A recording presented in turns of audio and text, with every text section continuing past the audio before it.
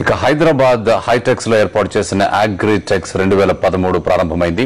ఈ ఎక్స్పో ద్వారా రైతులకు వ్యవసాయ రంగంలో యాంత్రీకరణ, టెక్నాలజీ ద్వారా దిగుబడి పెంచుకునే పద్ధతులు తెలుస్తాయని నిర్వాహక సంస్థ అంటోంది. మొత్తం 4 రోజుల పాటు ఈ ఎక్స్పో జరగనుంది. రైతులకు టెక్నాలజీ, వ్యవసాయ రంగంలో యాంత్రీకరణకు సంబంధించి తెలిపేందుకు ఏర్పాటు చేసిన అగ్రిటెక్స్ 2013ను రాష్ట్ర వ్యవసాయ శాఖ మంత్రి కన్నా లక్ష్మీనారాయణ ప్రారంభించారు. దివంగత నేత రాజశేఖర రెడ్డి ముఖ్యమంత్రిగా ఉన్న నాటి నుంచి వ్యవసాయ రంగంపైన చూపిన శ్రద్ధను ఇప్పటికీ కొనసాగిస్తున్నామని, అందుకే వ్యవసాయ బడ్జెట్లో రైతులకు 2900 కోట్ల రూపాయలు కేటాయించినట్లు కన్నా తెలిపారు.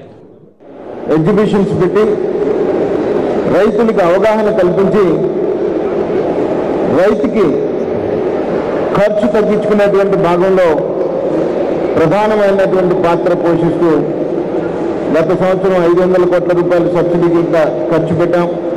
13-14 సంవత్సరాలు కూడా మరొక 500 కోట్ల రూపాయలు ఖర్చు పెట్టి మరి వ్యవసాయ యాంత్రీకరణలో అనేక రకాలైనటువంటి మార్పులు, కొత్త టెక్నాలజీ వస్తున్నటువంటి మాట మనం చూస్తూనే ఉన్నాం. పంటల మార్కెటింగ్, కొత్త రకాల వ్యవసాయ పనిముట్లు, యంత్రాలే కాకుండా పంటల సస్యరక్షణ, లోన్స్ కు సంబంధించిన స్టాల్స్ ఈ ప్రదర్శనలో హైలైట్ గా నిలుస్తున్నాయి.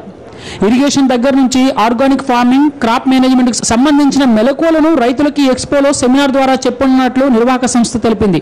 ఏప్రిల్ 26న ప్రత్యేక మేళాను ఏర్పాటు చేస్తున్నామని, ఇందులో టెక్నాలజీ కమర్షియలైజ్ చేయడం, పంటలు, horticulture, food technology, Animal husbandry, cotton, fishery రంగానికి చెందిన ఉత్పత్తుల ప్రత్యేక ప్రదర్శన కూడా ఏర్పాటు చేస్తున్నారు. ఈ నెల 28 వరకు జరిగే ఈ ప్రదర్శనలో మొత్తం 1,00,000 మంది రైతులు ఈ ప్రదర్శన సందర్శిస్తారని అంచనా. రాష్ట్ర ప్రభుత్వం సైతం 2,500 మంది రైతులను ఈ ఎక్స్పోకు ఆహ్వానించింది. మొత్తం 150 మంది ఎగ్జిబిటర్లు ఇందులో పాల్గొన్నారు. Raj Kumar, business correspondent, Sakshi news, Hyderabad. GHMC summer coaching క్యాంపులు ప్రారంభమయ్యాయి. నగర వాసుల నుంచి